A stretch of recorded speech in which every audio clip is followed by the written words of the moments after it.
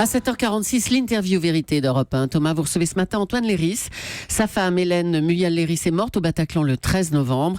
Il sort un livre intitulé « Vous n'aurez pas ma haine ». Vous n'aurez pas ma haine, c'est le titre du billet qu'il avait écrit sur Facebook 3 jours après les attentats. Antoine Léris, qui est aussi le papa de Melville, qui avait 17 mois quand on lui a enlevé sa maman. Bonjour Antoine Léris. Bonjour. Où trouvez-vous la force de ne pas avoir de haine envers ceux qui vous ont arraché ce que vous aviez de plus cher dans la vie ? En fait, je sais pas si je trouve une force particulière, mais je sais que je m'empêche de me laisser aller à la faiblesse, de céder à cette colère-là. La colère, c'est un instinct, il y a quelque chose d'animal dedans. Et je pense qu'il faut lutter contre ça, essayer de lutter avec l'esprit, avec la pensée, avec la réflexion. On est dans une société, on vit tous ensemble, et si on laissait tous parler nos instincts, je pense que cette société serait invivable. Donc c'est pour ça aussi que je résiste. Alors c'est pas une force particulière, mais c'est un refus de la faiblesse en tout cas. Depuis ce 13 novembre, il vous faut continuer à vivre. Quand l'émotion collective s'estompe un peu, il vous reste à vous le quotidien. Il ressemble à quoi ce quotidien aujourd'hui, presque 5 mois après ? Mais le même que tous les gens qui ont des enfants, si ce n'est que pour l'instant j'ai pas encore repris le travail, donc j'ai beaucoup plus de temps à consacrer, mais voilà, déposer à la crèche à 9h le matin, se lever, jouer, et puis récupérer à la crèche à 16h45, et entre les deux faire du ménage, des courses, enfin que des trucs de papa quoi. Alors, mais comme tous les papas le font quoi. Vous vous livrez intimement dans ce livre, c'est d'ailleurs très touchant, très, très fort. Pourquoi ce besoin de parler, de dire, d'écrire ? En fait, c'est un besoin d'écrire réellement, ou en tout cas c'est une envie d'écrire, c'est par l'écriture que c'est passé. Et en fait c'est le geste qui m'est venu très naturellement. Si j'essaye de réfléchir à tout ça, je sais qu'Hélène était un petit peu notre interface, l'interface de notre couple avec le monde. Moi, j'ai jamais été toujours très doué dans les relations humaines, ou en tout cas, voilà, disons, j'ai pas la parole facile. C'était elle qui faisait le lien, et j'ai trouvé une autre manière de me relier au monde avec l'écriture maintenant. Vous écrivez chaque fois que Melville et votre petit garçon donc, est à la crèche, je me mets à mon ordinateur pour expulser tous ces mots qui habitent dans ma tête, comme des voisins au-dessus qui écoutent la musique trop fort. C'est pour les faire taire que je les tape sur mon clavier pour qu'ils cessent de se battre et me laissent dormir. Est-ce que ce livre, Antoine Léris, c'est pas aussi pour vous une façon de prolonger la vie avec Hélène, de retarder le grand saut dans le vide, le grand saut dans l'absence ?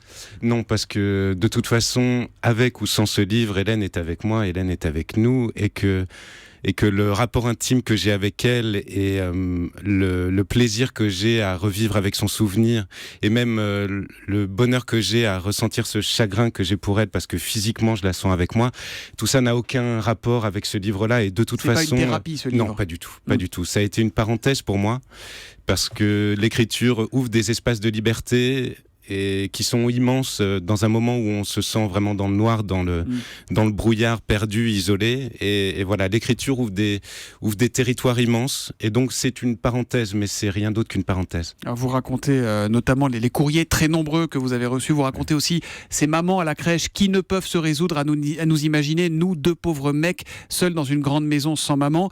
Et ces mamans-là qui préparent les petits plats tous les jours pour Melville, des petits plats qui ont le goût de l'amour d'une maman, écrivez-vous. En quoi tout cela vous a aidé ? D'ailleurs, est-ce que ça vous aide vraiment, ça, ou est-ce que ça vous entretient dans une douleur ? Réellement, parce que j'ai senti une sincérité. Il y avait vraiment des petits bouts d'amour qui venaient à nous d'un peu partout. Et donc oui, ça c'est très beau. De toute façon, peut-être que c'était un moment où on n'était pas prêt à les recevoir, ou voilà, peut-être que c'était pas le moment, mais de toute façon ils étaient là, et parce que les petits plats, alors ça nous fait un peu sourire. C'est que vous racontez que Melville les rejette, et que finalement vous les jetez, mais vous nettoyez et vous leur dites bah voilà, c'était bon, il a adoré. Ouais. Bah oui, parce qu'en fait le geste en soi nous a nourris. Alors ça l'a pas nourri réellement. C'est pas allé dans son estomac parce que il était trop habitué aux petits plats industriels, bio quand même, mais industriels. et donc voilà, mais ça nous a nourris nous intimement quoi. Ça nous a vraiment fait du bien. Comment il va Melville aujourd'hui ? Il a compris du haut de ses presque 2 ans maintenant ? Je sais pas. Je sais qu'il a ressenti, et je pense que il va de toute façon, sa compréhension de ces événements-là va grandir avec lui. et que donc dire il a compris, quelque part ça n'a pas de sens parce qu'il aura compris quelque chose peut-être à 2 ans et peut-être d'autres choses à 10 ans, à 15 ans et peut-être même jusqu'à 75 ans ou le plus tard possible sur son lit de mort, peut-être qu'il comprendra encore de nouvelles choses de cette histoire. Donc je vais essayer de l'accompagner pour qu'il ressente, qu'il essaye d'y réfléchir, d'y penser avec un esprit libre et j'espère assez bien formé, mais je pense que le terme comprendre est peut-être pas le bon. Ressentir, il l'a ressenti, oui, il l'a senti, ça c'est sûr. On a eu tous une douloureuse piqûre de rappel, et vous plus encore évidemment, sur les attentats récents à Bruxelles, les vagues d'interpellations qui ont suivi. C'est un nouveau coup dans le ventre pour vous, j'imagine. Comment vous vivez, comment vous suivez tout ça aujourd'hui ? Alors, je le suis comme exactement tous mes concitoyens. Je ressens beaucoup de tristesse pour la Belgique, pour les Belges. Je pense que comme tous les Français en ont ressenti, une vraie fraternité avec eux, et au-delà, parce que ça n'arrive pas qu'en Europe, ça arrive au-delà, au Pakistan. On l'a vu à Lahore, on l'a exactement, vu, ouais. À Ankara, et quelle que soit la couleur ou la religion, la perte de quelqu'un et la mort et la peur sont des sentiments aussi terribles, quoi. Donc je le ressens comme tous mes concitoyens, j'ai beaucoup de chagrin, et comme tous mes concitoyens, je souhaite que la justice fasse son œuvre, mais pas plus ou pas différemment en tout cas. Salah Abdeslam, qui est semble-t-il le dernier membre vivant du commando du 13 novembre, sera bientôt transféré en France. Ça veut dire qu'il sera probablement jugé un jour. Est-ce que vous avez envie de croiser son regard ? Est-ce que vous avez envie de lui dire quelque chose ? Vous avez envie de vous adresser à lui, ou c'est pas nécessaire ? Non, je pense que c'est la société qui doit lui dire quelque chose dans son ensemble, et que cette société organisée doit lui dire que la justice dans une démocratie passera, et j'espère que cette société trouvera les preuves pour qu'après un procès équitable, cette personne-là soit punie à hauteur de sa faute. C'est quoi la punition à la hauteur de sa faute ? Mais c'est justement à la justice de le déterminer. Je suis pas juge, je suis pas avocat, moi je suis rien du tout, je suis juste un concitoyen. Donc je regarderai ça et je ne le commenterai pas.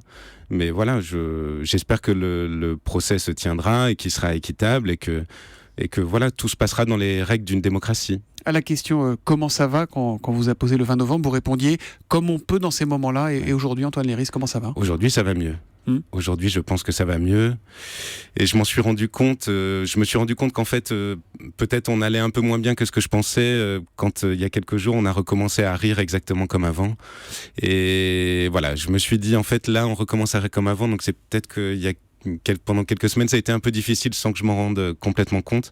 Mais là, voilà, je sens qu'on est en train d'avancer. Merci beaucoup, Antoine Léris, d'être venu ce matin sur Europe 1. Votre livre s'appelle donc « Vous n'aurez pas ma haine ». Il est publié chez Fayard.